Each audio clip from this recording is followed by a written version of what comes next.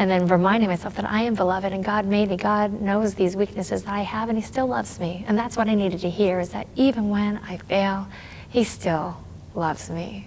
And he'll always love me. And even when I sometimes leave, he'll still take me back.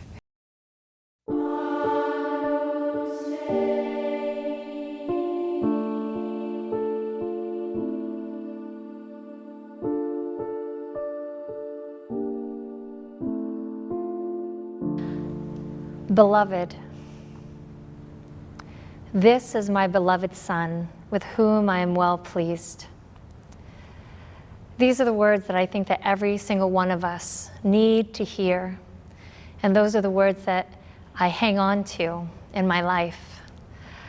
My name is Kim Condrat, and I am your steward for community outreach. I grew up in the Bible Belt with an immigrant family, and pretty much most of my childhood we were at poverty level. But I'm so thankful to my parents because I never really felt the suffering that they had endured for that. They shielded us really well.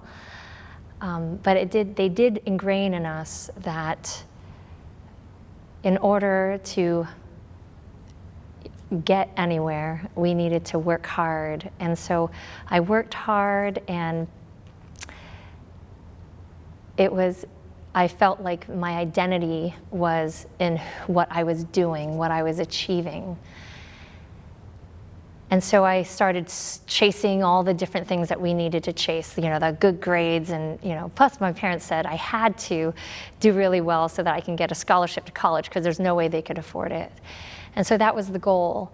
And so that became my identity, oh, she's the smart one, or that's basically it, the smart one. I wasn't able to really expand past that. but it was limiting to me, and I never even knew. And almost everything that I did was based around it has to look good for college, and I thought that was what my worth was. If I had good grades, I had worth. I really believed it. And if I didn't have good enough grade, then I wasn't worth anything.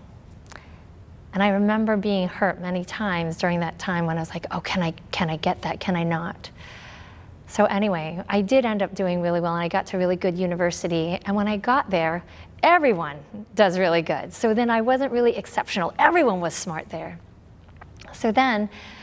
But this is where I went there and got the best education of my life. And not because of the grades I made. I really feel like I found who I was when I went to college, and that was really because of 3 people who touched my lives, who invited me to pray the rosary with them. And growing up in the Bible Belt, it's not cool to be Catholic. It's kind of like, what church do you go to? I'm Catholic, because there were only 5 of us in our entire high school out of a class of 430. So when I got to college, and there's all these Catholics and these 3 special people who I was praying with, and the music was just wonderful. I just felt the faith was so alive, and I never experienced anything like that. And the way that my friends lived their life, I wanted that. And it's like I could feel myself just changing. And it was really I thank the Blessed Mother through the rosary. Like, she had her hands on my heart and was like saying, Kim, come to me. And I needed her to do that.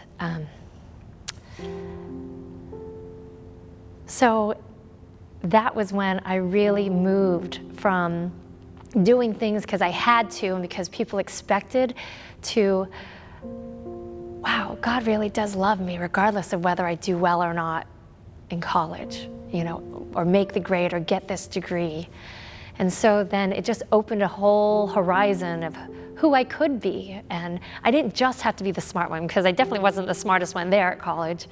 But I did know how to work hard, and I was just discovering. And it was the first time that other people believed that I could be something other than just someone who reads lots of books. And it's where I discovered that I would be very well suited to be a nurse, which I am. And so in that journey, it really helped me to know, try to discover who was God calling me to be. And that God doesn't make trash, right? Like he made me and I'm supposed to be here. And so when I hear the word beloved, like we do in the story of the Transfiguration and in the second reading, that is God saying, Kim, you are my beloved. Beloved means you are loved. And I need to hear that. You need to hear that. Every single one of us is a gift here. And it's not based on what we've done, how we look, whether we're wearing makeup or not, what my hair looks like, what I'm wearing, even what kind of profession I'm doing, how much money I'm making, what kind of house, what kind of car. I mean, there's all these different things that we kind of want to classify ourselves by.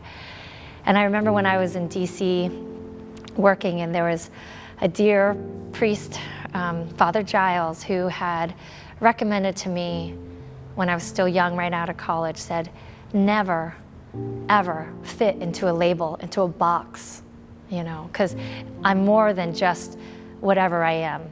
We're more than just a label, and try not to fit into any box. And that has been something I've tried to live my life by now. And my life is so much more fuller because I'm not boxing myself in and trying not to box other people in. So that has been something that I needed to know. And so when I hear beloved, I am loved. And there's another thing that someone had told me, and I love it, is that, God is watching us.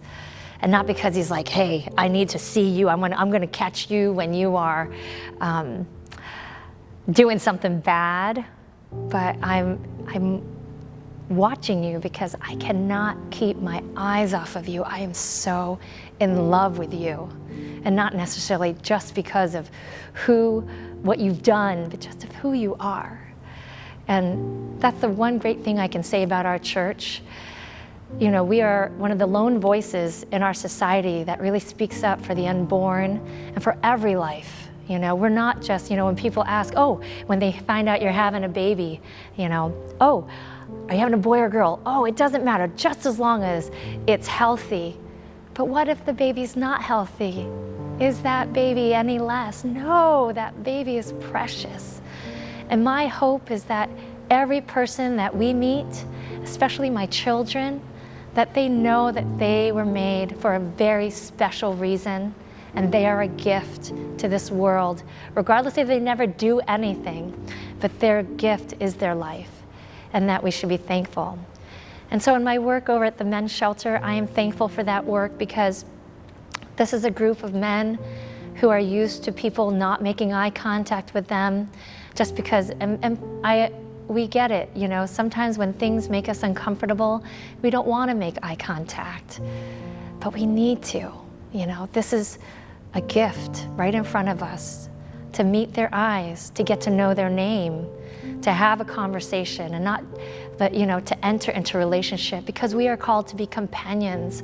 I'm thankful for the companions that I had, and I know Jesus had his own companions, and that we are called to be companions with one another. And we're not going to always do it right, and that's okay. But we just keep getting up and doing the best we can. And that's what I really want us to think about with the Transfiguration. What Jesus said is, rise up and do not be afraid. Let us all rise up and do not be afraid of who we are or afraid of what we can achieve. But let's think about, what is God calling me to do right now? And the disciples said, it is so good for us to be right here. Yes, it is good for us to be right here. It is good that you are here. Do not be afraid, my beloved.